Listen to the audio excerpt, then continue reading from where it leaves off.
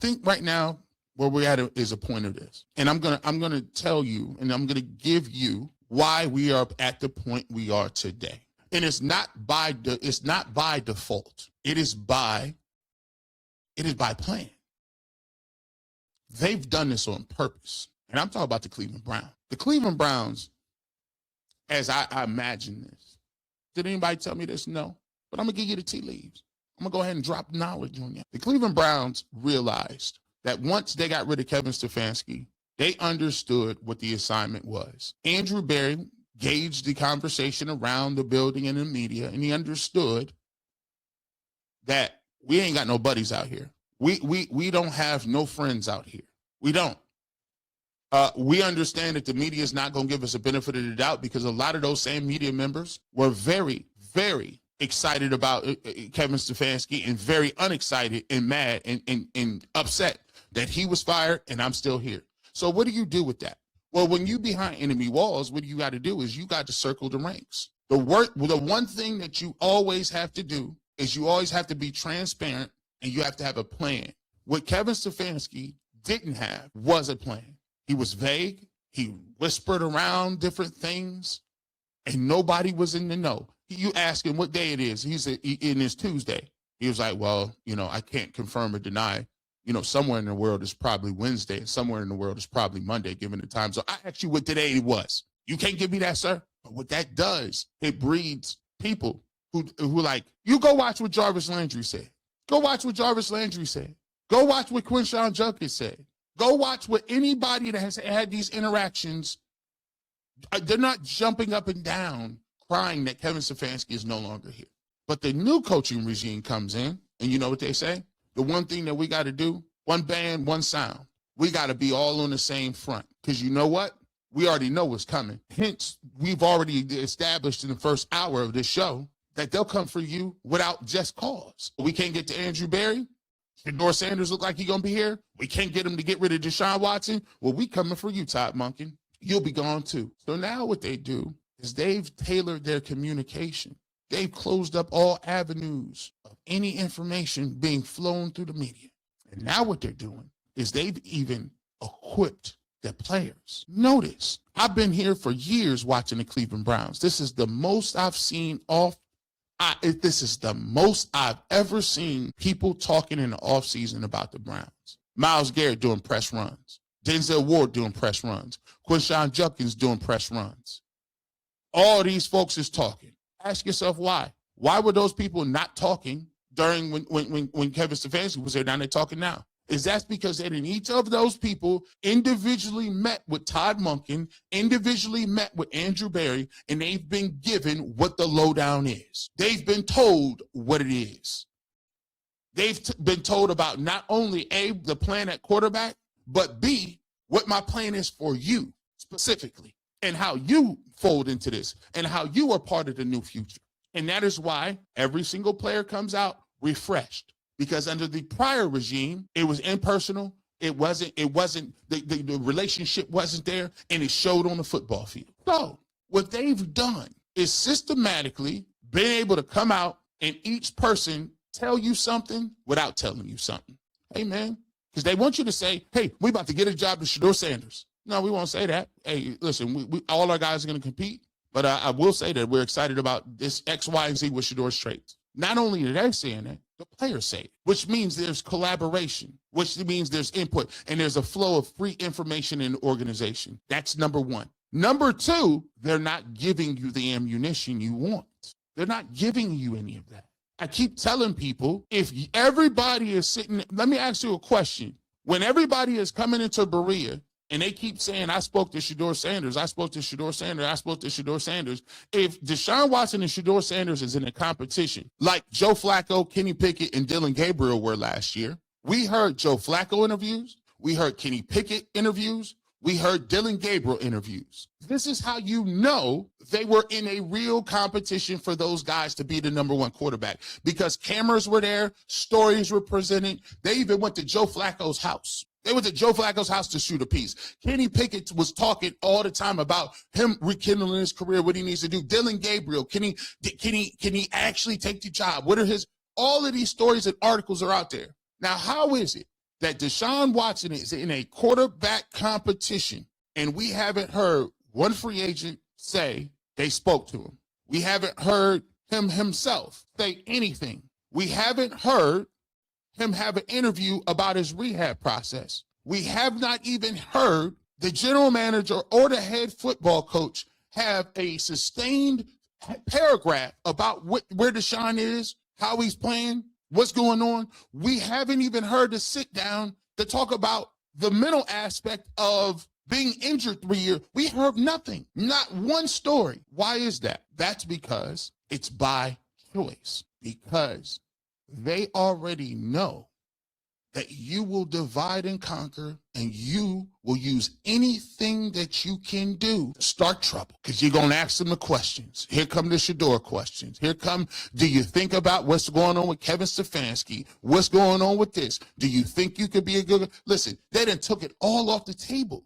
And I know it's frustrating, because if you notice, you ain't even seeing Shedeur Sanders. I'm cooking right now. If you just... Listen, don't wait to get in. Feel free to say, yeah, 2,343 people. Let me just tell you, they've systematically, you don't see Shedeur Sanders. You know why? They're not even giving you a chance to even stir those stories. See, the anger is coming from you're swinging at the wind. I don't like it. Oh, you look like Trey and Lawrence Fishburne. Oh, you're swinging in the wind because they won't give you nothing at all. You can't twist nothing. You can't shape nothing. You can't move nothing. You can't insinuate nothing. And every single time they don't give you, you jump out here in a boat with no lighthouse, and you keep striking out. You keep throwing quarterbacks up there. None of them show up. You keep saying what you heard, but none of the information comes to be true. You keep talking about it. You didn't even know who the coach was going to be. I told you all the time. I ain't gonna listen. They ain't saying nothing. They do it on purpose. This is masterful. They're not even giving you opportunity to even vet Deshaun Watson. The only thing you're gonna have to do is wait and see till the season get here to see what he even talking about. And you know what you got to do from now until when them OTAs come up? Swing in the wind. You ain't even seeing Shedeur. Shedeur ain't even talking about. You ain't even. All you see him with is throwing the football, talking to free agents, acting like quarterback one, going about the regular life of a quarterback. You see the transition that already happened right in front of your face. You don't see some of the same stories that you talked about last year. You don't see Shedeur Sanders, not that he was doing a bunch last year. The social media presence ain't even, you know why? He operating like somebody done told him something. He operating like somebody done already put him on a game. He operating like somebody done already tapped him on the shoulder and said, yeah, dog, you got an opportunity. He acting like somebody tapped him on the shoulder and said, we believe in you. You acting like the teammates. He act like somebody, the teammates said, you already got this, dog. We about to go out here cook. He acting like him and Deshaun Watson had already talked and had a good conversation, and they see eye to eye. You can't even, ain't no mixing and matching. You can't put one against the other. It seems like he know a little something. He out here just throwing the football, studying the playbook. He ain't even giving you no story. It's getting dark outside. Them street lights is coming on for y'all boys. It's getting dark. It's getting real dark. It's getting dark. Fellas, it's getting dark. Oh my goodness, my man. They've done it. Now you just they left you. Here's what happens when you leave. Always remember, when you leave people in silence, they'll fill in the gaps for you. So essentially, before Todd Monken even steps on the sidelines, he understands where the landmines are. He already understands where the landmines are just by not saying them. So he knows, you just exposed yourself over there. Note to self. Note to self. Okay. I ain't gonna be here in 3 years. Okay. You see what I'm saying? And they had to prove to him. They had to tell Todd. They told you. And here's the problem that you always gotta get. Who was the dude? I'm trying to think. TJ Ward, safety. Used to be here, drafted by the Browns out of the University of Oregon. TJ Ward was here. He made a comment talking about the media. And people in the media was mad. I'm going to just ask a rhetorical question. People in the media was upset that TJ Ward said that. Why would he say that? I had a good relationship with TJ Ward. You know, why he's always putting on the media. The media, but for the most part, why would you internalize that? Let me ask y'all a question. Rosie, we're gonna rapid fire. We're gonna rapid fire these. See if we can get some comments in here. So I'm gonna ask y'all a question, and when y'all ready to go, you let me know, because we're gonna use this as a very good moving on point. Because I want to talk. I want to get to this draft. I want to get to this mock draft. We had some fun. We don't talk about, because what we want to do is we want to spend some time getting the haters together, but we also want to spend some time having some fun. So we're gonna rapid fire this thing right here. So here's how we're gonna go. Why do people in the media have a problem when somebody says something about the media? As a matter of fact, I'm in the local media, right? G. Bush does local media on the Browns, Cavs, Guardians, and local team. If TJ Ward says, I don't like the local Cleveland media, why do I not take an offense to it? When these players, Ocho, I can't stand the Cleveland media. Why is it you've never heard G. Bush do one show about me being mad about what the local media is, the picture I'm painted in? Have you heard me ever one time say I'm offended, upset, call somebody out by name based on them saying something negative about the local Cleveland media? I'm waiting. Somebody let me know. Is it somebody to let me know? Huh? Let me see. I just want to see. No. What? I done did a lot of shows. If I'm part of the local media, why am I not offended by it? Why do I not have to come up and have all this bravado about why everybody is incorrect? If the shoe fits. Hey, you funny. Reverend BJ, you Chef Shay. Yes, JK, I'm laughing. Hey, I'm just saying. What? We don't talk about that. Thank you. Because I don't subscribe to that, because I don't associate myself with that. And when they say, oh, local Cleveland media, I say, well, listen, bro, I know you ain't talking to me. He ain't talking to me. I do my thing, I do my two-step. I don't even associate with that type of nonsense. I don't even play them type of games over here. We don't even get down like that. Like, you must be talking to me. I know you ain't talking to me. I don't even pay no attention to it. That's two. Now, that last week I told you, watch this.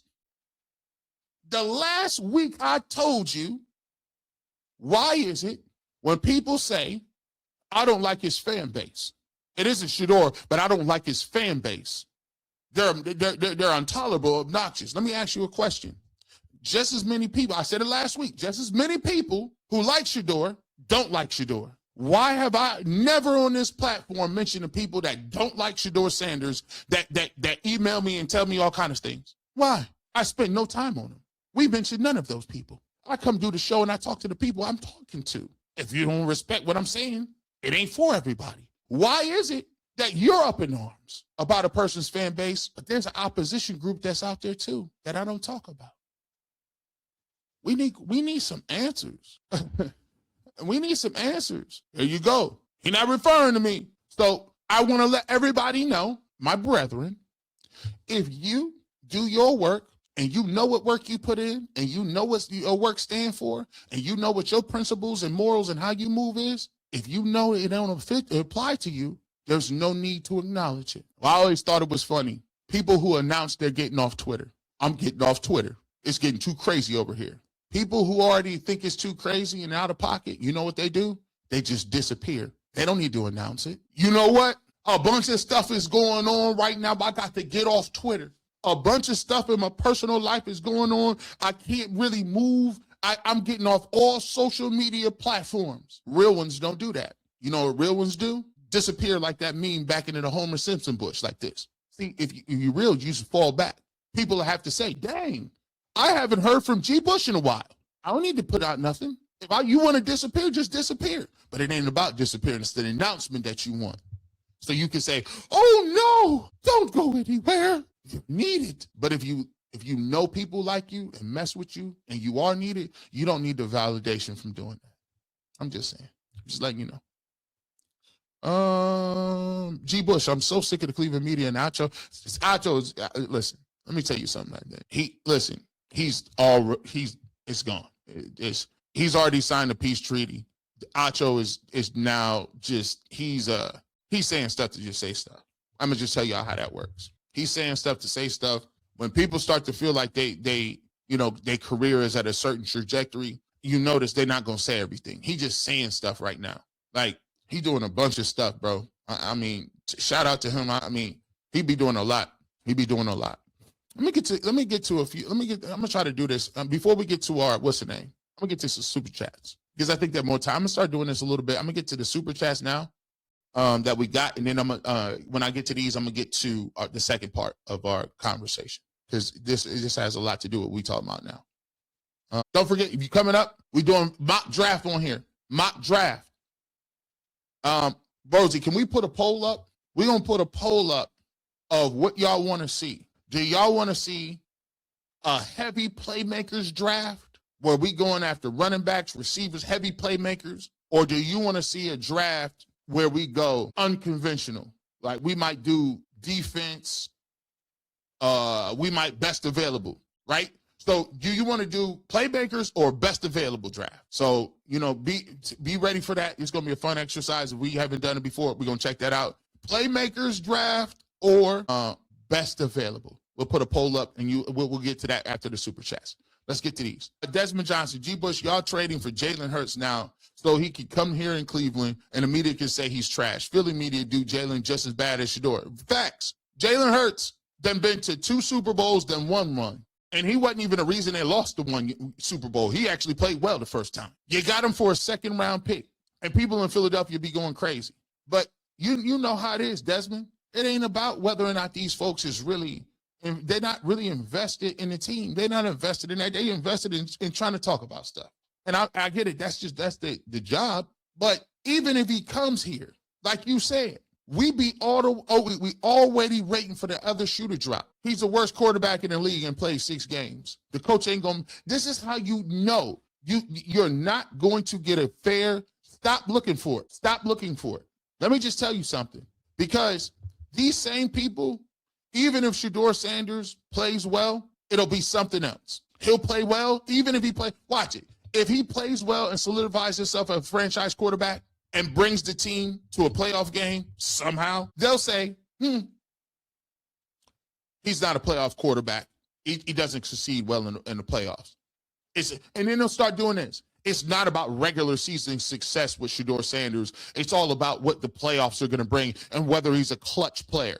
He'll ball out the entire game. Tip interception. We have to start talking about whether or not he's a fourth quarter player. It will never be right. If you already starting with these folks in the premise of what they do, they will never give you an honest anything about him. If he balls, guess what? They'll skip over the fact that they told you he's a 5th round pick and wasn't good. You'll skip over it and go right to, well, what rank is he? Because we feel that you need a top 12 quarterback. Yeah. He's a 5th round pick. Yeah. We said he was garbage and couldn't play. And Dylan Gabriel was better than him. And yeah, he's balling this year. But is he a top 12 QB or a top 15 guy? I believe what I'm saying is that in the NFL, you got to have a top 15. Shut up. Good gracious. Woo. You already see it coming. Miss Bell, thank you, Rosie, for the green juice recipe. Hey, they shouting your green juice out? Hey, by the way, my parents came over, they stayed this weekend, and Rosie cooked up this green juice. And now, because they like it, she's been pitching it harder to me.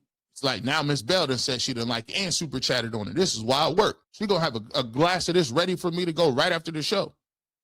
Babe, green juice, everybody endorse it. Everybody endorse it. Your mom, Miss Bell, everybody. You drink more juice. I'm like, dang, bro, I ain't no Gatorade, bro. Ain't no Gatorade. Mr. and Mrs. Williams. G, did you see the new QB they were talking about starting over 12 on the King Carmen show? The young dude has got to stop embarrassing himself. You talk about that master class that they put on last week. Where, yes, I seen that. That master class they had when it was just like, hey, Ty Simpson, as a matter of fact, Ty Simpson, I'm saying, G, Ken Carmen cooked this dude, and he's a young guy. I mean, I'm sorry, he's young. It's okay. It's okay. He's a younger guy. He needs to learn a little bit. But they schooled him. It was funny. I don't want to get him. I don't want to cook him too bad. You know, here you go. You know, I keep the receipts. I don't think that this should happen. I don't want it to happen, but I think it's going to happen because of what Ty Simpson has said about Todd Monken this entire process. Oh, you think it's gonna happen? Yeah. Because why? Because he's saying nice things. Yeah. Okay. In a league where coaches are getting fired in year one, after year one. Talking point number one. Coaches getting fired in year one. Todd Monken, I'm telling you, if you get the wrong quarterback, we're going to ask for your head. We're going to ask for it. You're not going to want to draft a guy that you know and that you know is coachable. His father's a head football coach. Talking point number two. Coaches' kids are smart and coachable because it's the coach's son. But that doesn't apply to Shedeur Sanders, even though his dad is a coach. This guy is coachable. He has shown things at Alabama. What does Shedeur Sanders' dad do? I think this is cognitive dissonance right here. Look at the face. See the little eye roll? Got me there. Got me there. Don't put him on the stand like that.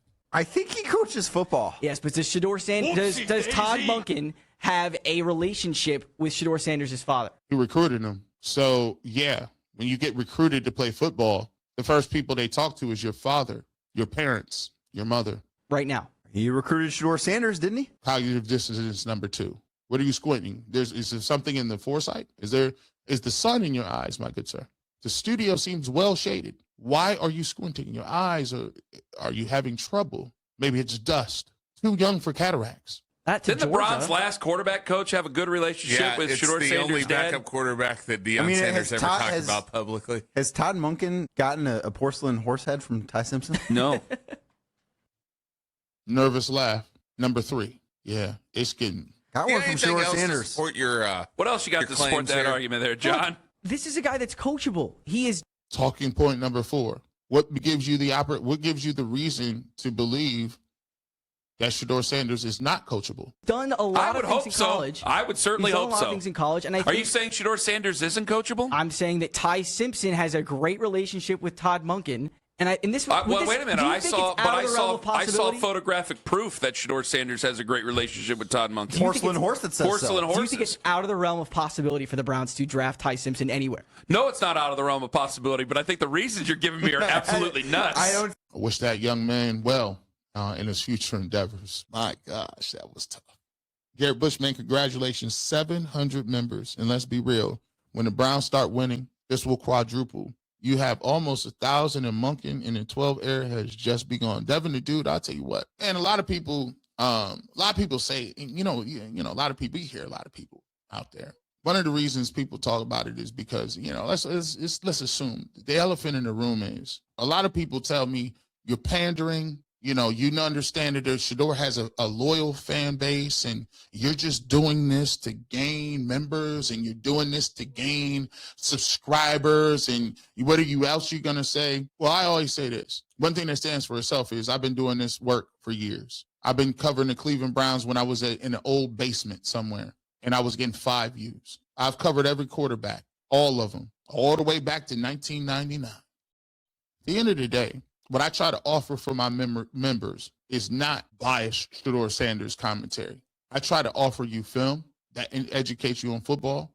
I try to offer you a part of my life and let you into my relationship with my wife and my family. I like to show you my hobbies. I like cooking. I like to go out to eat. I like to show you the things that I value. I like to even show you what I like to do in terms of going shopping and doing things like that. I try to give you a bunch of things to members. It's not about a membership of just, coming on here doing. I like to give you a community where it's an open format where people can discuss and have discourse. You don't see me pulling. There's probably a bunch of people who are in the comment sections that say crazy stuff. I don't never block nobody. Take no comments down. You can disagree with me all you want. You got a free space. All you got to do is stay respectful. Don't curse and say disrespectful stuff. And guess what? It's okay if you disagree. What we try to give you is a community feel where we give you a variety of content that can talk about topics nobody else will talk about, but also give you a place to come. We like to give away gear. We like to give away merchandise. We like to watch film. We like to do all this stuff. So if you want to be a member, the membership involves way more than just talking about Shedeur Sanders. It involves other people. It involves other people coming in. I invite other YouTubers in that do content. I invite people that are in industry. I invite entertainers. I do all of these things to give you a wide variety of content. So for me, that's what it's about. And I want to thank every single one of those members, all of them, 700. Hey, listen, even if you was a member, and you say, I'm going to come back a little later down the line, or even if you don't, I respect you for giving it an opportunity, because I appreciate your hard-earned money, and I appreciate your support. So for me, it's a blessing that 700 people would even think about doing that, even think about it. So for me, that is a blessing, and that just goes to show that if you try to be honest and you try to give people, give people what they. I respect people, and I try to respect people's time, money, energy. And if you want to send a penny super chat, I'll sit here and read every single super chat you want to read. It could be like, G. Bush, your face is big. All right, we appreciate the super chat. Younger Mung, Jason ain't want to talk about what Jarvis said about Kevin losing the locker room since after his second year in there. That he's not a leader of men and better at OC quarterback one loading, less freaking go 12. At some point, I really want to stop talking about Kevin Stefanski, because I want to talk about what we're going to do. But Younger Mung, let me just get to this. The worst kept secret in the game was guys didn't mess with him like that. They just did. Guys didn't mess with him. Guys didn't like his communication style. Guys didn't think that he was really invested in what they was trying to do. And guess what? Communication is what really gets rid of people. Communication and relationship and the lack thereof will get rid of you every single time. Because remember what I said about silence. When you let silence build, people will make up a narrative and put it in that silence. And then when that narrative goes unchecked, it becomes their reality. So when you want to meet with people, that's why I respected what they was doing. I said, oh, they were moving like real ones right now. They moving like real ones. Todd Monken comes in, Shedeur comes in. Andrew Berry is already in the room. It's on camera. Hey, what's up? We tried to draft you. Man, that was one of that set the whole thing, because that killed 17 narratives right then. They was on camera, the handshake, we tried to draft you, Andrew Berry sitting in the corner on the Brown site. That killed 75 talking points right then. Because remember what it was. Nobody wanted Shedeur. Nobody. And then he comes out and debunks that in day one. It hurts. Trizzy in the money. G, we love you. Secure a personal spot or with a press pass. UCS is great, but Technic just killed y'all. I'm from North Carolina. I like many aren't following y'all to Cleveland local app. Sorry, man. I wish y'all would, man. I know a lot of people. I talked to the folks over there. Shout out to Yak and shout out to people. And one of the main things I kept it real with them. Say, yo, what are your thoughts? And one of the main things that we had the conversation was, what do you guys think about the move? And I said, more importantly, I'm going to tell you what the people think. I said, the people think that there's a misnomer, right? There's a thing where they think if you move in it, anything with corporate, right? When you move in corporate, people now have this misconception, or they, rightfully so, about a lot of the way corporations operate in America. Let's not act like they don't have some reason to think that way. They're skeptical because of the nature of the relationship. People watch UCSS because it's the Wild Wild West. We say things. We're able to talk about topics that most people won't. And one of the things that people will think is, if they moving it from YouTube in a free space, that they're moving it to another place to have access and to limit control, or to gain more control over the messaging. And he said, as he asked me, what is one thing that I was concerned about? I said, well, look, one thing on YouTube is the chat is a big feature. The chat is where they give real-time commentary, and it's unfiltered. They say what they want, they talk, and it's also a meeting place for people to talk with people. So if the chat is not there, half of what this is about is the communication with other people and like-minded people. The chat is its own world. So I'll give them credit. I told them that on Friday. No, actually it was probably like Wednesday. By Friday, they already had people on it. They had people already on it saying, "Hey, listen, we need to get a chat feature. We need to make sure people have it.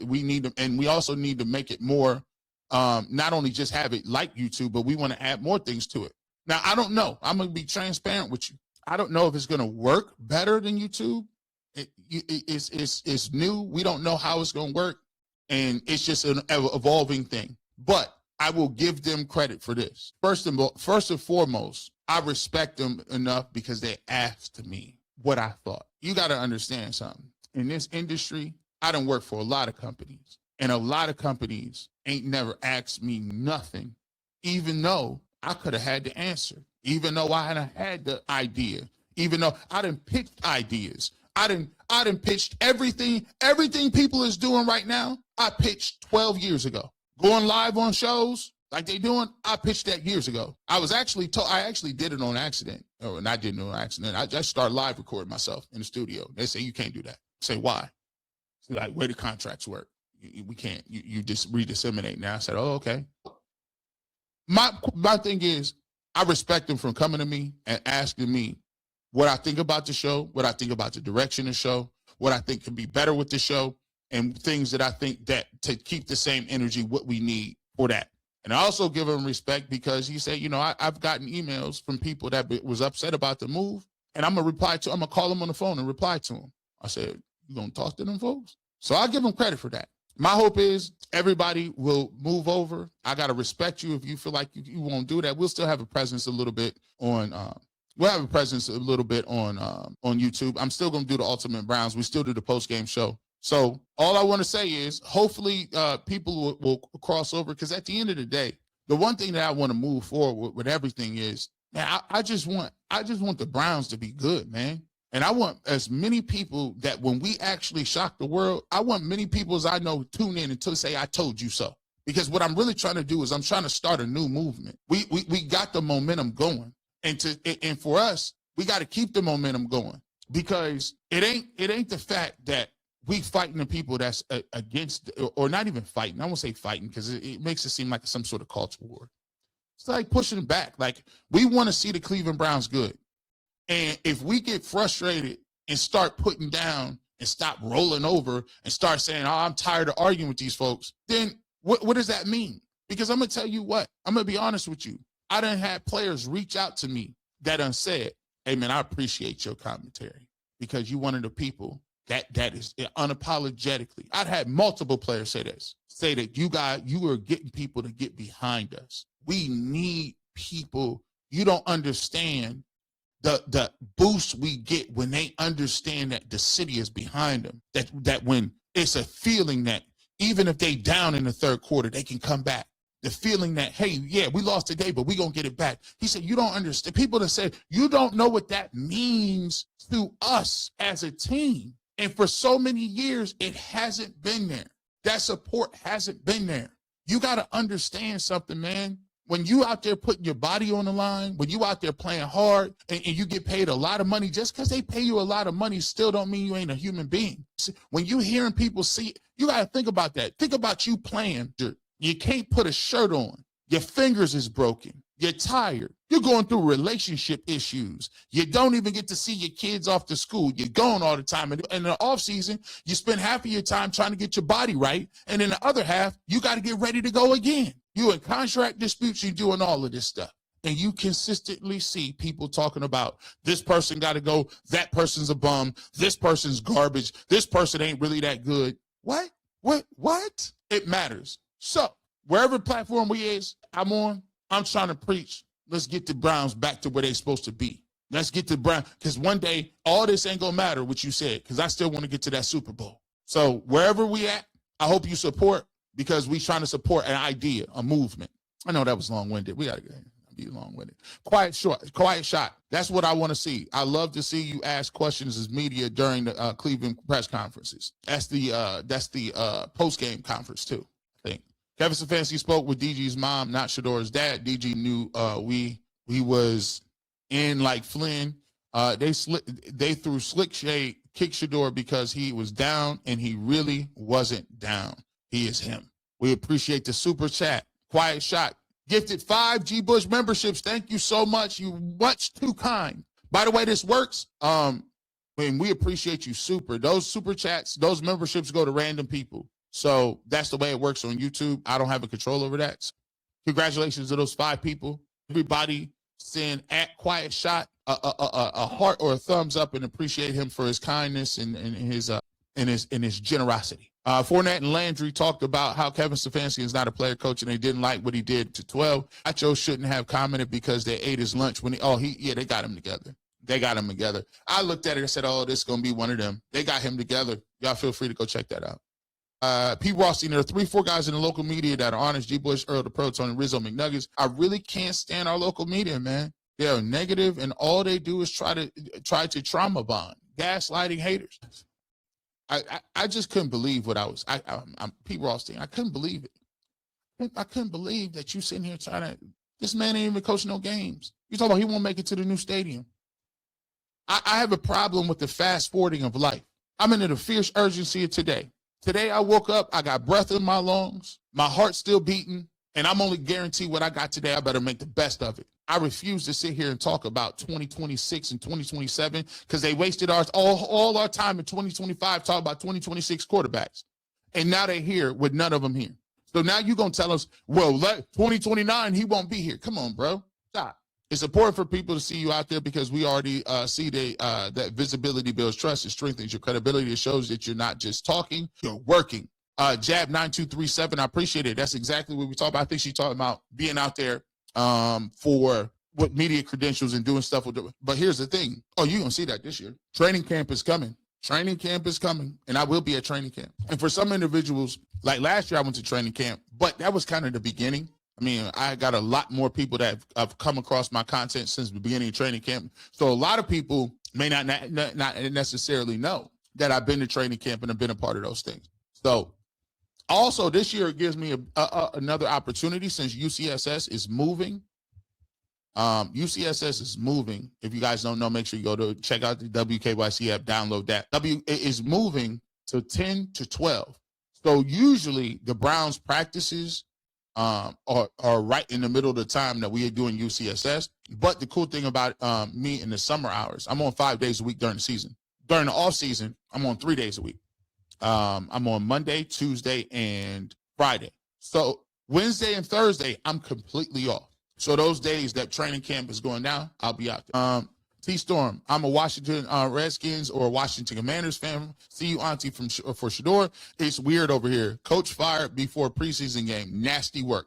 T-Storm, it's kind of crazy, ain't it? Reverend B.J. Nelson, I bet they never played nor watch any kind of film.